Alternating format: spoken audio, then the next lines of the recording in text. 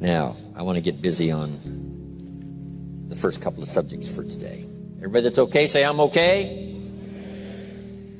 Here's the first subject that I've found so interesting. I want to share it with you. Then I want to talk about personal development, the subject that I started listening to age 25 that revolutionized my whole life, from my mentor, Mr. Earl Schoaf. Here's an interesting subject. Just jot it down now. It's called Enlightened Self-Interest. Enlightened self-interest. It's a fascinating study to study the idea of self-interest. But just make this note, all of us, have self-interest. The key is for it to be enlightened so that everybody wins and no one loses. Our first interest is to survive. What does it take to survive? Our second interest is to succeed. What does it take to succeed? What does it take for me personally to survive and to succeed?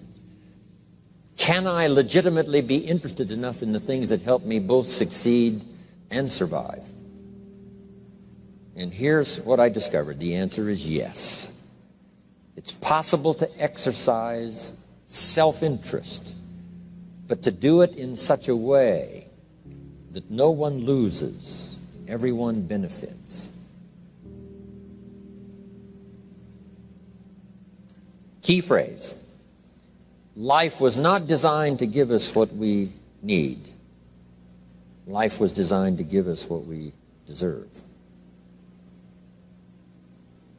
We do not reap a harvest in the fall because we need it. We reap a harvest in the fall because we deserve it. Not necessarily from a moral standpoint. Of course, there are some moral laws as well, spiritual and moral laws.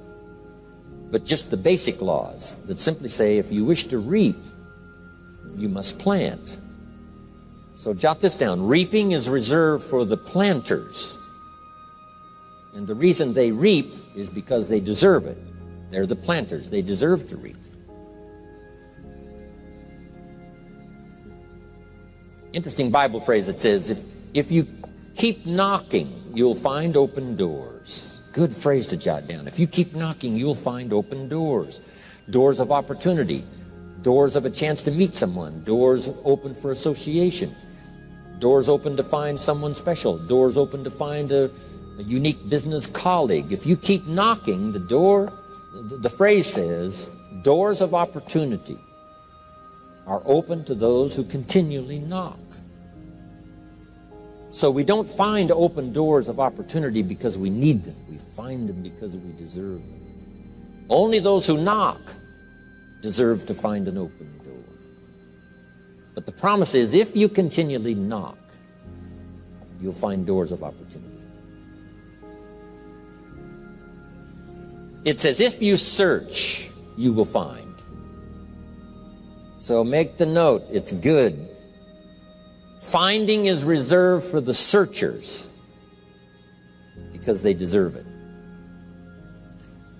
Now, at first they may have needed it, but they now know that just needing it is not sufficient. But if they need it, now they must qualify for it. The reason why you're going to be blessed with good ideas this weekend is because you've come searching. You've gotten on an airplane to come searching. Got in your automobile to come searching. You got here searching. Now you're ready to receive. And for those who search, they will find answers. They will find plans, imagination to stir yourself into action for future benefit. So if you search, to find a good idea, you must go looking, go searching. You've got to go to church. You've got to go to class. You've got to go to the seminar. You've got to go to the library. You've got to go to the books if you wish to find. Rarely does a good idea interrupt you. Rarely. But if you will search, you will find. So we get not what we need, but we get what we deserve. It says if you ask, someone has an answer. If you keep asking, the answers belong to you, because by virtue of asking, you have qualified. So we don't get what we need, we get what we deserve. The mother on welfare should be taught in some small manner that hopefully she can begin deserving the welfare check. Not getting it because she needs it, but now starting to get it because she deserves it. If the welfare worker says to Mary, Mary, I brought a bucket of paint and a paintbrush, and the next time I come, if the door is painted and the fence here in front is painted, I give you the check for $450. Not that painting the door and painting the fence is worth $450. It's not worth that much, but it is the beginning of the process. So make that note. I want to begin the process of deserving.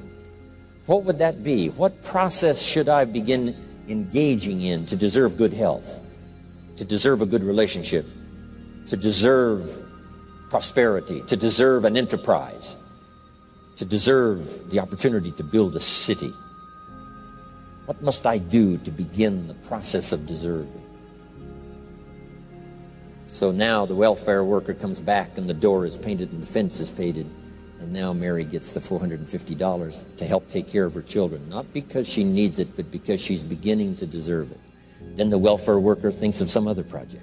She said, Mary, if these weeds are gone and this little garden is cultivated, when I come back, now that the door is painted and the fence is painted, if the weeds are gone and this little garden is cultivated, you get the $450.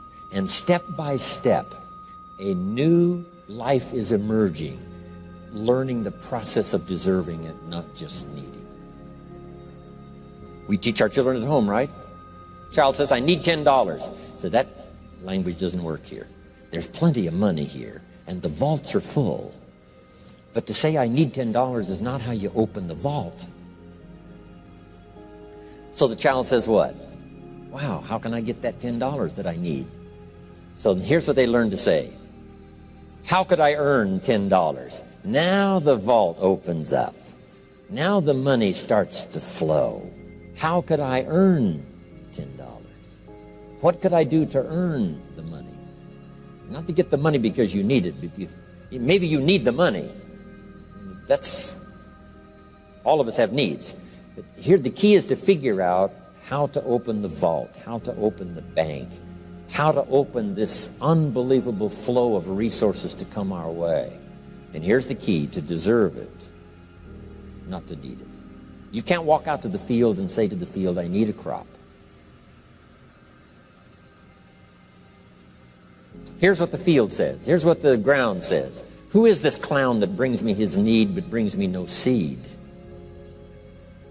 So jot that down. Take your seed to the marketplace, not your need. Don't disclose your need to the marketplace, only your willingness. We'll talk about that a little later today. Because the marketplace is not interested in your need, but they are interested in your seed. They're interested in your willingness to work. They're interested in your disciplines. They're interested in your eagerness. They're interested in your vitality and your work ethic. That's what the marketplace is interested in. Not your need, but your seed. Okay. We get what we deserve. Old Testament God says, if you'll move toward me, I'll move toward you. See, that's how you get those occasions to meet God. You must make the move. God could say, you don't move, I don't move. You say, well, that's arbitrary. Well, when you're God, you can make it that way.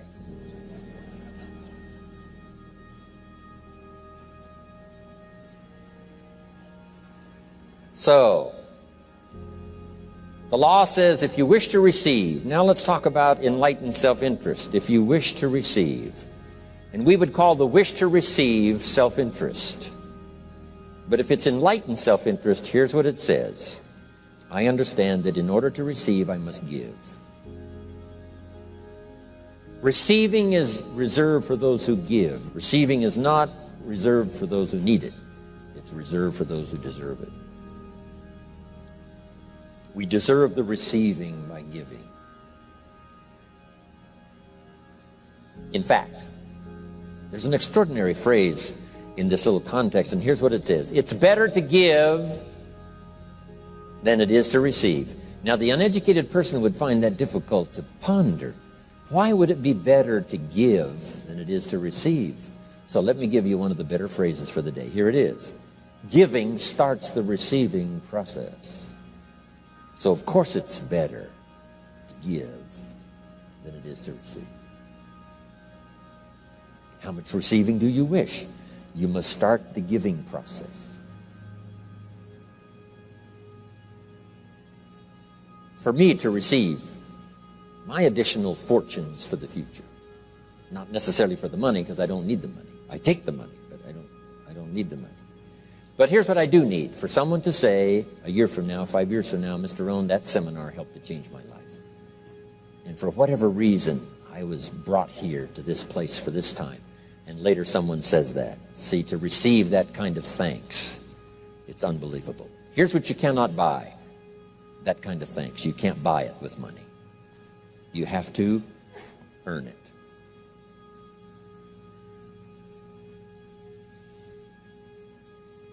Now let's expand a little further now. That it's called the law of riches and wealth.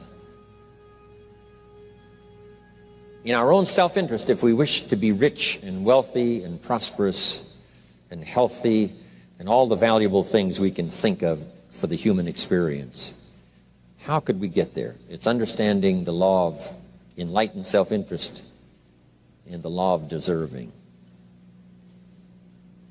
The question was asked in the Bible, how can we be great? What is the key to greatness? Great wealth, great return, great accolades, trophies to put on the mantle above the fireplace. How can we get great respect, great riches, great abundance for ourselves? How can we get that? And the answer was given, and here was the answer: find a way to serve. Find a way to serve the many. So I paraphrase it to read this: service to many leads to greatness. Service to many leads to greatness. Someone says, well, about the best I can do is take care of myself. That's okay. Self-care, has its own reward, but it's very limited. Somebody says, I can't be worried about other people's problems. I got enough problems of my own. That's okay. Self-defense is okay. Self-preservation is okay, but it has a very limited reward. If you wish to change that into abundance and prosperity and uniqueness, then here's what you must do: help solve other people's problems. Help find answers for someone else, not just for yourself, but for someone else. And in that kind of service, you now begin the process of greatness.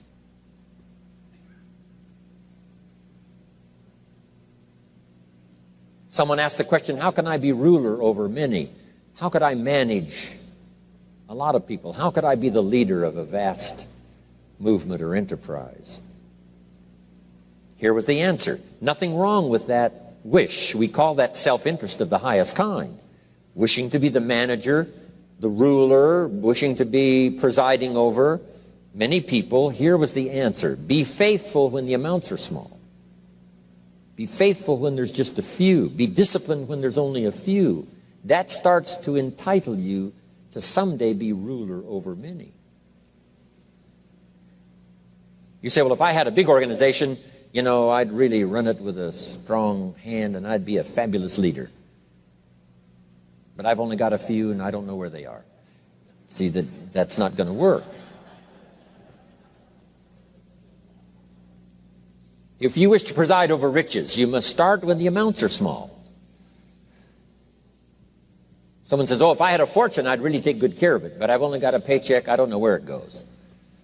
See, not knowing where it goes disqualifies you now for presiding over the fortune. We've all heard that, right? I don't know where it all goes. Did you ever hear that expression? Oh, we'd love to have you run the company. You don't know where it all goes. Somebody says, it just gets away from me. Oh, we'd love to have you run the world, right? It just gets away from you. Somebody says, it's only pennies and it's only a few. Here's where you begin to qualify for abundance and riches and greatness and respect, is to be disciplined when the amounts are small. Someone finds it unique, right, that this many people would come and hear what I've got to say for a whole weekend, but this is not where I started. I started with just a few, but I was so on fire with the few, trying to translate for them in my awkward ways back then what had happened to me. My life got changed, my income got changed, my health got changed, everything got changed for the better. And now I've lived the most extraordinary life. But it started with my passion for just a few, to translate for just the few.